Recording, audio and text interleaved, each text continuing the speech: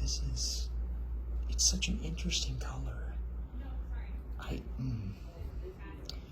ain't never had nothing like that in there before. Good. This is not something I would ever wish on any of my patients or anyone else's patients. This does not look healthy or hygienic or... No, not at all. Well, once I decided to grow my hair out and bleach it and stuff, I just, no one really taught me hair care, So Okay. once I decided, this was the new me, I didn't have a lot of guidance. The next thing I know, there's some kind of worm in my hair. Yeah. Are you on social media like TikTok, Instagram? Yeah, I'm on all the things. Great. I would recommend probably looking through TikTok for creators who are very specific hairdressers and hair health. Yeah, that's a good idea. Yeah. Because I've been documenting my transformation, but to be honest, it ain't going so good. Well, yeah, from what I'm seeing here, I think that's a fair assessment. I am very impressed with the size of this organism that is living in your scalp, but it makes me very concerned for your health personally. Yeah, I mean, it can't be good to have one of those swimming around my scalp, can it? No, I would agree. This cannot be good for your health. How did you find the organism itself? Well, I was at one of those sushi restaurants, Right. And I was really struggling with the chopsticks, so when I get real stressed out, I kind of run my fingers through my hair, or I run like a pencil through my hair. In this case, I ran the chopsticks through my hair, and it just I felt a bump, so I went into the bathroom, and I looked at the mirror, and next thing you know, I saw that thing, so I came right down here. Oh my gosh. I didn't even finish my sushi. Sushi ain't cheap, It is not cheap. The good thing is it keeps for weeks, so I wouldn't worry about that. Really? Yeah. Huh. I never knew that. Very careful with this. We're going to need to prescribe a very strong antibiotic for this. This is unlike anything I have ever seen. Oh my gosh. It's well beyond the larval stage and the pupal stage, so it's beyond the child and the adolescent. This is a full-grown adult. Yeah. Which means it's tough because this long hair, it's me, but it's a lot of work. It's definitely a lot of work.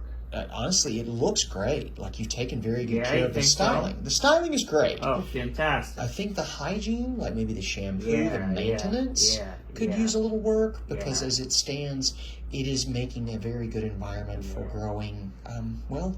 What we're seeing right now, and we have to get rid of that.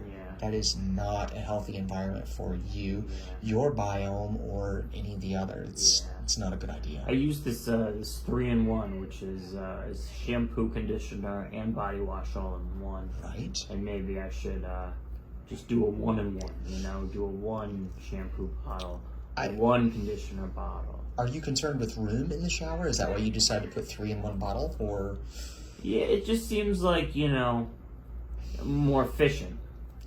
Yes, it is more efficient for sure, but I think that your hair and your body needs a little bit more specialized care and maintenance. I think you're right. Yeah, I think that would probably serve you much, much better. They don't tell you these things. No, they don't. It's one of those things, if you didn't grow up knowing this, how would you know? If you didn't speak to a professional, how would you know? True. I only had brothers, and my mom left at a very young age. So, I'm sorry to hear that. When I decided this long hair was the new me, it's not like I could really turn to anyone in my family, to say, well, hey, how do I care for this new head of hair, this new do that I'm rocking? No, that's great, and it's so fortunate that you have such beautiful hair. It's just that thank you. It's not healthy to have these kinds of things, or to make the environment so these types of organisms can flourish, especially under the scalp. That's just not healthy. It just isn't. No, not at all. So I might write a letter to that 3-in-1 company and say, hey, listen. I've been using your product. Yeah.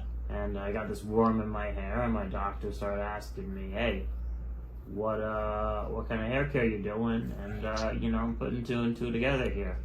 Yeah. So maybe you can send me a coupon or something. Honestly, I think that's a great idea. People and corporations now, especially, are so responsive to their clientele. Yeah. Especially if you post about it. Exactly, a tweet or an Instagram post showing what we removed from your scalp today. It would probably be very effective. I get a whole book of coupons. Great, yeah.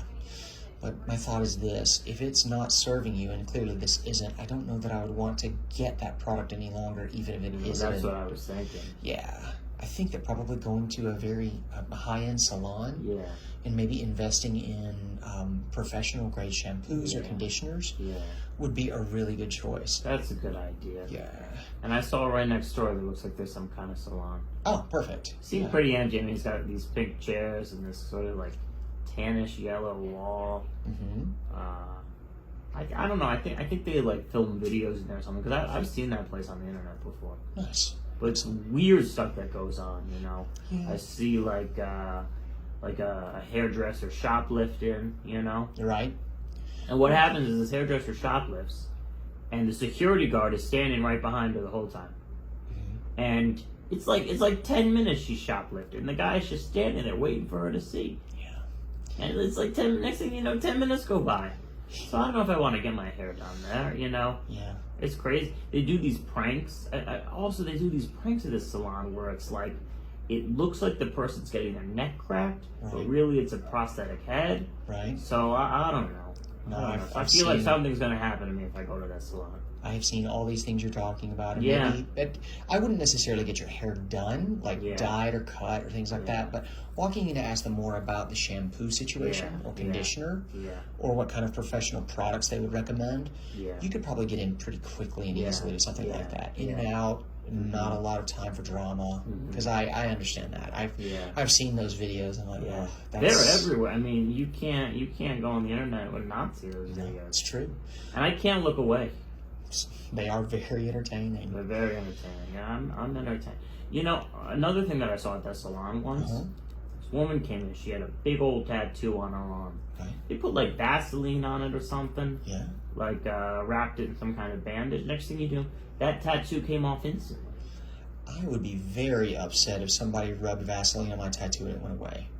I think she wanted to get rid of it, but I don't know, man. Something's going on. I think I could go in there and I could ask them, hey, what kind of shampoo you recommend? But I would not stay in that place for more than a hot second. I don't blame you. That's me. I would get my information and leave. Yeah. Besides, if you've already got a dependable hairdresser, there's no reason to change your horse midstream. Just keep going. Well, I don't have a dependable. Well, the dresser's good. Yeah. She's good at dressing, but the shampooing and the care. Write down your list of questions and take them to that person. That way they can help you figure out exactly what it is you need to do to take better care of your scalp. Because if you don't, it's just not healthy. Yeah. And you have such beautiful hair and so much of it. But if you don't maintain your scalp health, well, that could be a problem. Yeah, I hear you. Okay, here we go. Okay, we're almost there. What other kind of stuff have you seen go down in that salon? Well, I don't like to say it, but I often see a lot of cheater confrontations. Yeah, now that you mention that. Yeah, it's just never a good situation. There's almost always more drama than can handle, because, you go to the hairdresser, the barber, something like that, and all that ever happens is gossip. Yeah. And they live for it. They love that juicy stuff, and I can't blame them. Juicy stuff. It is so enjoyable. It is so nice to know that other people are having problems and it's not your own problems for a moment. Yeah.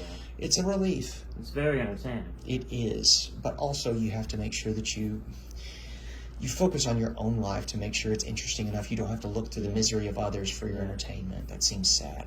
Hey, can I cut you in on a little secret? Yeah, of course. So, I was having an affair. Been having an affair with my spouse. Right. And my spouse came home, and she saw the door. She pulled the door open, and the lady I was cheating with was in bed with me. So what she did was she flew out of bed and hid in the closet. Right. And I'm like, oh my gosh, my wife is she's gonna see her and she's gonna freak out. But what this lady did, I've been cheating on her with, she put on a costume that I had in the closet, like a police officer costume. Right. And then she came out and she said, "Oh yeah, we're done searching the perimeter. it was a real heads up move because my wife thought she was a cop. Right. And she dressed as a cop and she escaped. My wife is freaked out that there's like a fugitive in our neighborhood, but she doesn't know that I've been cheating on her. Good. Does she know Real now? heads up move.